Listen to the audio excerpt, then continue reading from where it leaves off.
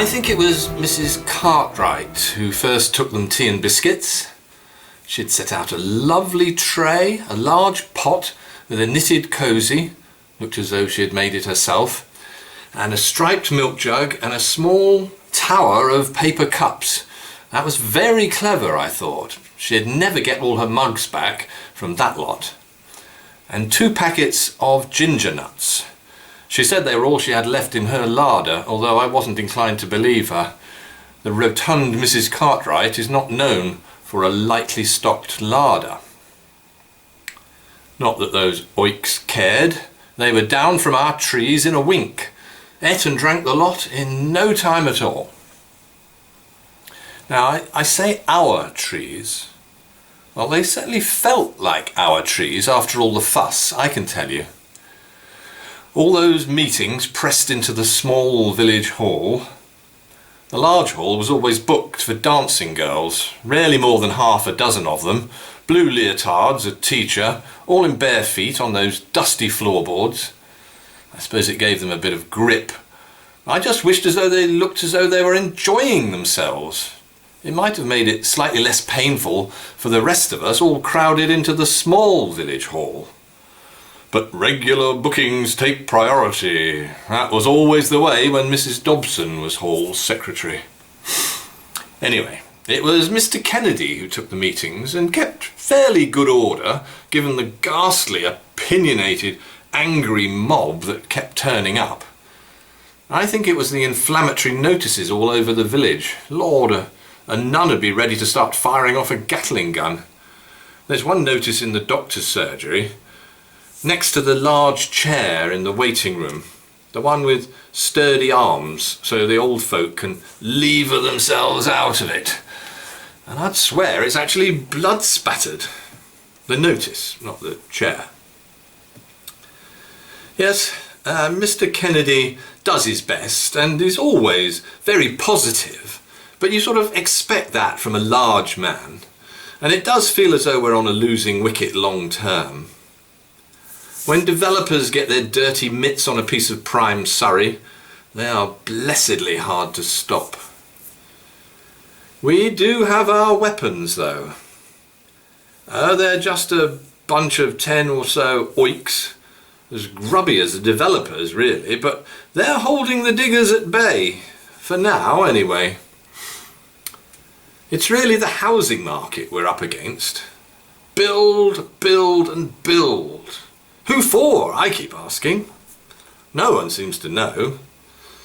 Neville, a young friend who works in the classified advertising section at the Financial Times, says it's all to do with subprime mortgages and bonds, and debt and betting. So it's not really to do with providing homes at all, Neville says. He says we've got plenty if they were shared out fairly, but the banks need the mortgage debts to gamble with. I don't really follow him half the time, but I suspect he's right. And it'll all come crashing down before long. Another bubble. Tulips, South Seas, now mortgages. And so our delightful little Arbrook Hall is lined up for demolition to be replaced with flats, supposedly for the elderly. But we've got some like that opposite us already, run by a supposed charity. And there are plenty of residents driving off from there every morning to work in their flash Audis and their Ford Transit vans. Most of the trees have got to go too. It's such a lovely spot, with a garden of mature pines on light soils, and the hall.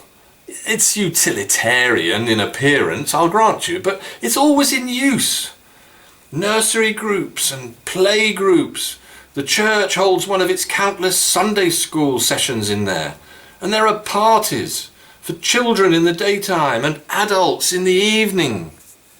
But you're so far away from too many houses, there's no one much to disturb. That is what we are all up in arms about. Our valuable community facility being turned into umpteen private flats with ample parking. Yes, They've even gone and printed a prospectus and the diggers haven't even gone in yet. And that is thanks to our combative environmentalists, our swampies, our oiks. They're roosting in our trees and doing a first-rate job of attracting the attention of the local papers. We were the front page splash 3 weeks in a row in one local rag, until half the Iraqi family living in a 6-bedroom house in Davenport Avenue were mysteriously murdered in the French Alps. Fair enough, I suppose. News is news. They've still not solved that one either. I don't suppose we'd ever have thought of our great plan if it wasn't for one of the quieter attendees at the protest meetings in the small village hall. Which is why Mr. Riley is now a local hero. Which in turn was quite a surprise, because he spends so much time with his koi fish and frowning underneath that tweed cap that most people treat him with suspicion. But fair play to the man. He was the one who came up with the idea of hiring the swampies. Of course we'd all chip in, we said at the time, so that we could save our lovely hall and grounds. I'm not sure how the finances have actually been going, but the parish council and the village association have some sort of fighting fund for this sort of thing. So we should be all right for a bit. I had no idea you could hire these people. But then everything's a market, or a racket, these days.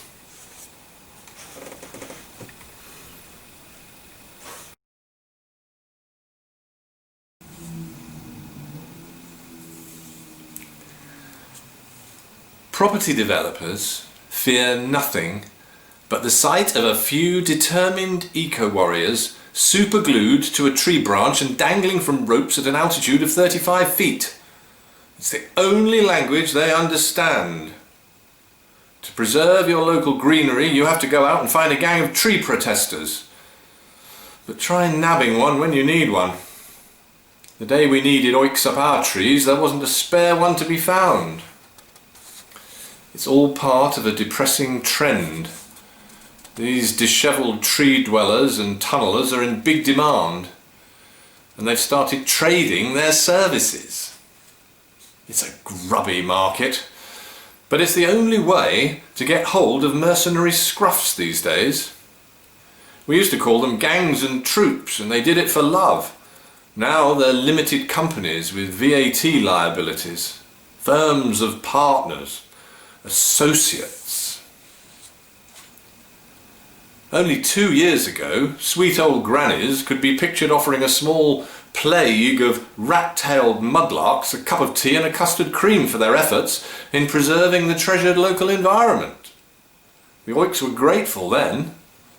Now they expect it, as Mrs. Cartwright discovered. But it's because they're so good at what they do. They can hold up housing developments and road building for months or years. And that's valuable to people like us. A quiet, peaceful, well-behaved middle-class community fighting ghastly developers. And I suppose you can't blame the swampies for cashing in. What kicked off our battle was Mrs. Burton noticing a seemingly innocuous proposal submitted to Claremont Borough Council's planning department to remove 100 cubic metres of topsoil from a small garden area at the heart of our village. What the plan actually entailed, when you read on, was the levelling of our sumptuous little Garden of Eden. The removal of 24 trees, 16 of them with preservation orders attached, and the construction of 47 one-bedroom flats, all with parking on a space no bigger than about 5 tennis courts. We said no! The planners said no! Then the builders said they would appeal. And we knew what that meant. Our days were numbered. We had to work fast, because once the appeal reached the Department of the Environment, the home scheme would be nodded through. They all were. No guts, these people. The department has only refused one appeal by a building company in the past 19 years. And so, after our endless meetings and the inspiration of Mr. Riley, we set out to secure the services of our most local environmental soldiers, the Eco Saviours Partnership they were called, with their motto, Poplar Protest, Poplar Prices. I kid you not. Unfortunately for us, the partners at Eco Saviours were busy. The bulk of its force was being deployed trying to save a spinney in Richmond Park. And the firm's ethical policy of never leaving a job before it was finished, one way or the other, meant it wouldn't be able to help, for the time being anyway. So we went back to the small village hall, had another meeting, and I was given the task of making a personal appeal to the Swampies to see if they might change their minds. I have no idea why they chose me, or why I agreed to it for that matter.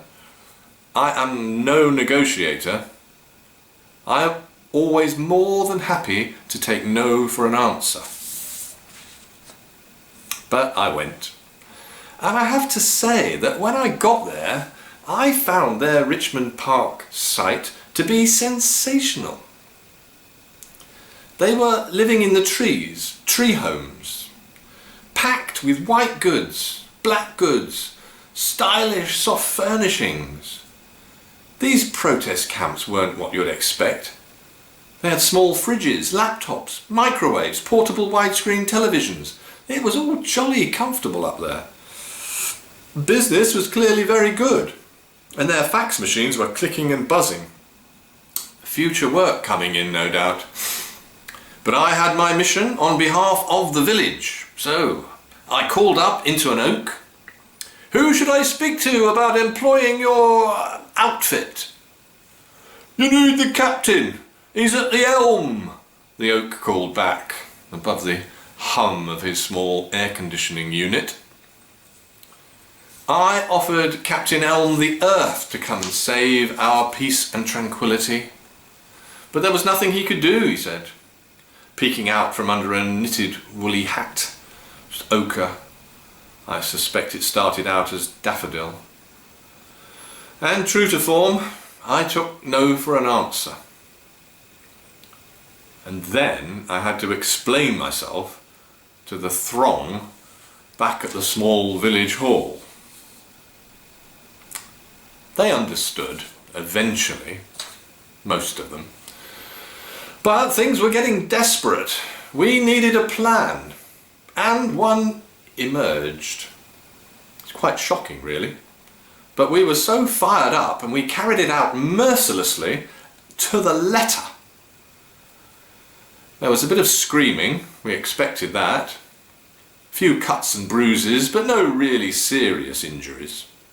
And to this day, those oiks have no idea who cut down that Richmond Park spinney at 3:15 one Sunday morning last autumn. Such a shame, really. Beautiful trees, but needs must. Though we did feel a little ashamed as we watched Eco Saviours hobbling and bandaged brigade making themselves at home in our lovely little communal garden.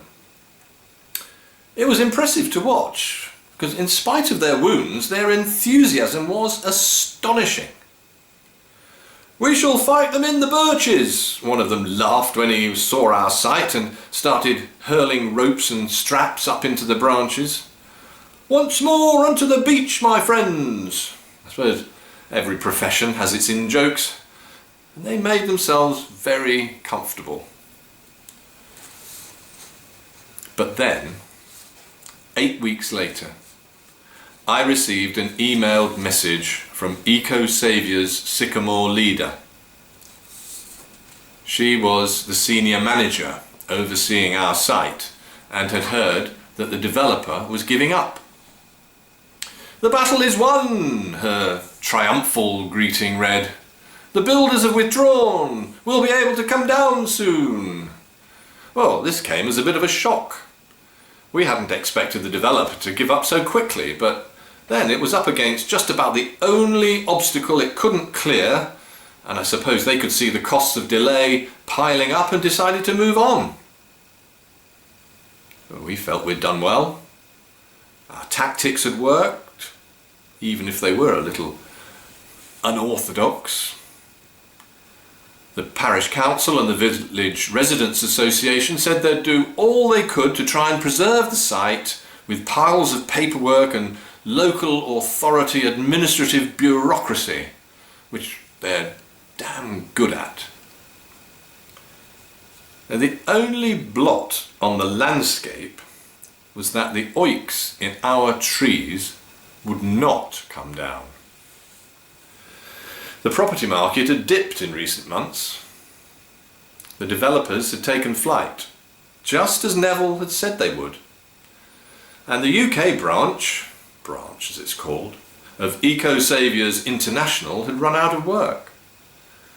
The firm's poor frontline staff had nowhere to go. So last weekend, the blighters were still in our trees, looking more comfortable than ever. We offered them money and inducements, and we threatened Eco Saviours with legal action.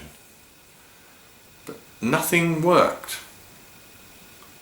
So, back to the small village hall for another meeting, and we hatched another plan.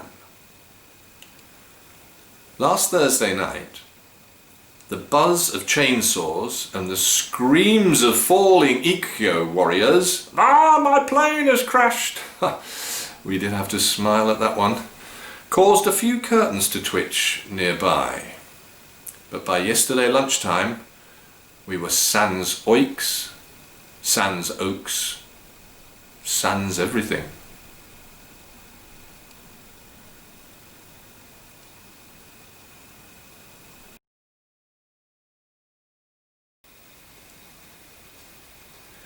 It's all very well saying stop building, but a lot of our housing is the wrong sort. Where are all the old people going to live? I was saying this to Neville the other day, and he was talking about converting stately homes and big country houses into flats for old people at sensible prices. And there'd be plenty of space for live-in nurses and carers and such like. He mentioned entertainers. Sometimes I think he's a communist, but surely the Financial Times would never employ a communist. But we won't be able to live in our detached mini mansion forever. It gets harder to look after it each year as it is.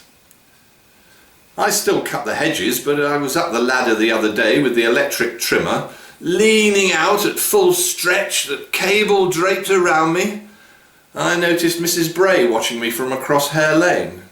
I was above the tops of the Leylandii, which is not good for me anyway, I'm terribly allergic. And then it started raining.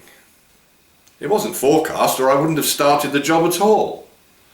Pouring it was after a few minutes. I began to wonder which would happen first, whether I'd slip off the ladder, cut my arm off, or be electrocuted. All three together, probably. Anyway, I got away with it and had to pack everything away in the downpour, completely soaked to the skin.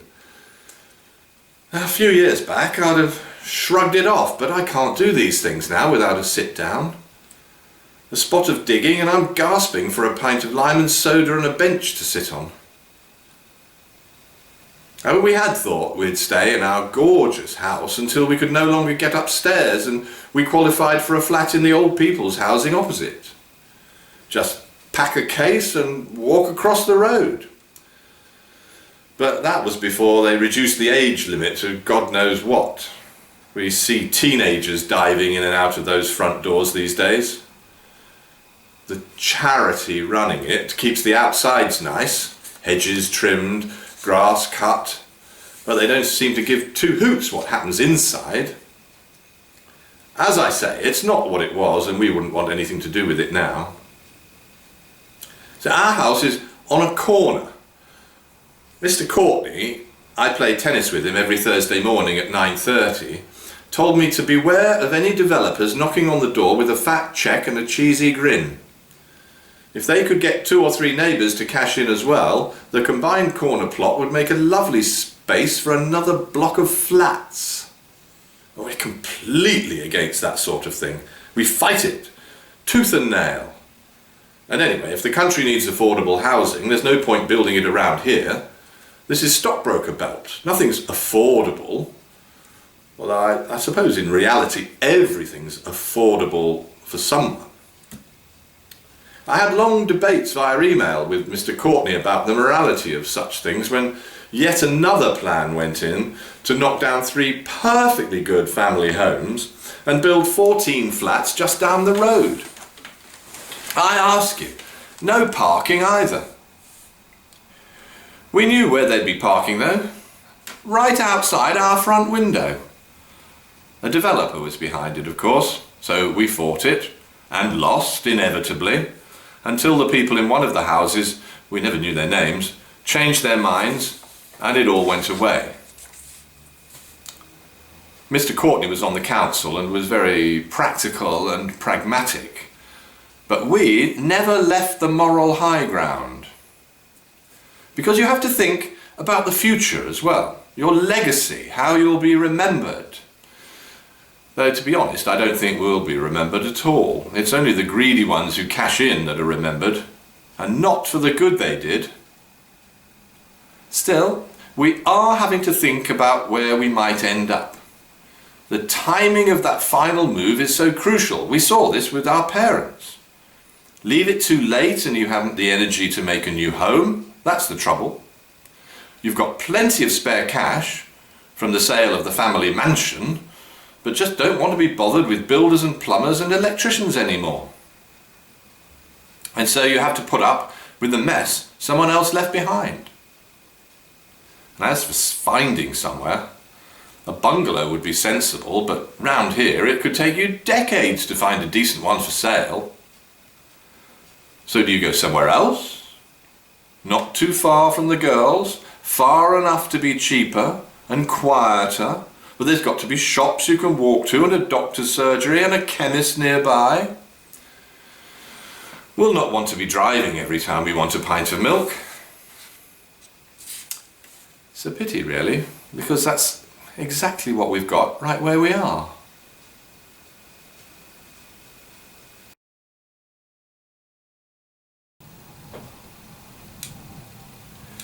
We did get a developer knocking on the door, and he did come promising a fat bribe to get us out. I knew it would happen one day, even before Mr. Courtney's warning. Well, this chap fished out a chequebook from the frayed inside jacket pocket of his shiny light grey and appropriately double-breasted suit. He mentioned a figure. 7 figures, actually. But I told him he'd have to come back with something 3 times bigger than that to make us even sit down and give it serious consideration. And he didn't. I was just looking out over the garden. It needs so much doing. Just cutting back the hedges means 3 trips to the tip, and I can't lift the bags of clippings out anymore. The mower's useless as well. Brand new and leaves the grass an inch long. I just haven't got the energy for all that. I was thinking about Mr. Courtney when that developer called. It's 5 or 6 years now since Mr. Courtney died, poor chap. So much has changed since he was on the council. We've still got a so-called housing crisis, worse now apparently, which is all a lot of nonsense. And the council has to draw up plans for how it's going to destroy the environment by building tens of thousands of homes on floodplains or parkland or, round here, green belt. It even designated our tennis club and the daycare centre as housing plots. It's all completely mad. Anyway, there's no crisis. If there was a crisis, then no one would be allowed to own 2 or 3 homes each, would they? It's all about money and interest rates. Neville explained it again recently. He's been speaking to some of the journalists at the FT in the canteen at lunchtimes. That's when all the best ideas come out, he says. Neville can't fathom why everything has to be a market. But it is, and that's that. And it just keeps changing. Our little Garden of Eden was under threat again early last year. It had pretty much gone to rack and ruin anyway. The developer never sold it and just let it sit there, useless and empty, all its life just draining away. Us folks who'd fought the flats the first time couldn't summon up the energy to go through all that fighting again. Well, it was nearly a decade ago and we're all that bit older. And the younger residents couldn't see what all the fuss was about. An old crappy hall in a forest of weeds. Something needed doing to it. That was their attitude. Well, they had no idea, of course. Mr. Kennedy is still involved. He's a fighter. He reassured us all that the planning permission for flats had expired and they'd have to start all over again, and then we would re-erect the barricades, and he really enjoyed our little revolution, I think. But it was Mr. Riley again who put us right. He was the first to notice that the developers had started knocking down the old hall. "They'll have to stop," shouted Mr. Kennedy. "It's all elapsed. But the council said they could carry on, because years ago they'd knocked down a small lean-to at the back and they'd dug a trench. That's all they needed to do, because it was all within the time limit that the permission was valid, which meant they'd started work. And there were other loopholes that Mr. Kennedy didn't know anything about. It's all nonsense, of course. They can do what they like. And so they demolished the hall and cut down the trees. Got a hefty fine for that, even the ones we'd already cut down, which was very, very satisfying, but they didn't care. It's a drop in the ocean in the scheme of things. And they built their 47 homes with handy parking. It was all boarded up while they were working on it, so we couldn't see in. Security. They'd been caught out once, but we really hadn't the stomach for it again, so they needn't have bothered.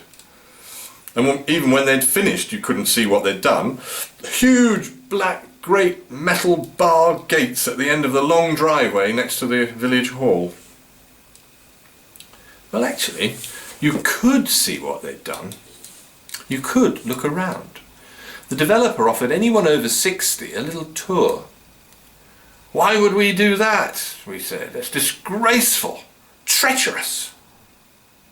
But Mrs. Cartwright had been and said how nice it all looked, and Mr. Riley. So we thought, what harm can it do? Get a good butcher's at the enemy camp. Only it was nice. All brand new, quite spacious, views, and it's only round the corner. The shop and the doctor's surgery are even closer than they are to our house. But there was the question of principle. We would not be bought. But I did remember that Mr. Courtney once said, "Everyone has their price."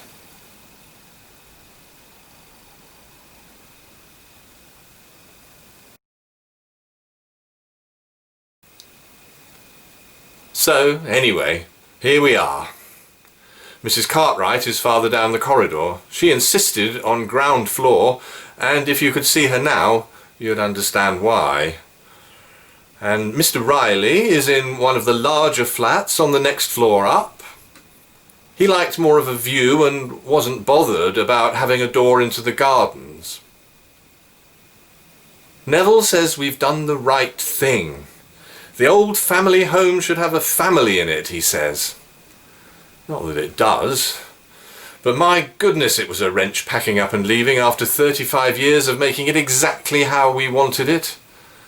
all that effort and planning and love. So much love went into that house. It's where our girls grew up. They were gutted too. It's the only place they could remember calling home. They don't seem in any hurry to call anything a home of their own. Of course, the market is dysfunctional, but so many of these youngsters don't seem to want to make a commitment, even when they can, even in their 30s. But our girls certainly can. We've told them they've no need to worry about money. Not now. Because that developer chap in the shiny suit did come back, eventually. Just after we'd done our tour of the new block. He said the neighbours on either side had agreed to sell to him, but it all depended on us. Our house would give him a lovely corner plot for his flats. Our beautiful, beautiful home. We both felt physically sick at the idea of it. I knew I wouldn't sleep for a year if we said yes. But then he showed us the figure he had in mind this time. It's not 3 times what we said last time, but it's just over double, he said. And what could we do? It's a pile of rubble now. Those beautiful roof tiles. I can't walk past. It's too painful. It'll be another anonymous block of 16 flats before you know it. All for retired people. Well, over 50-ish now. They won't know what was there before, how beautiful it was. But it's nice here.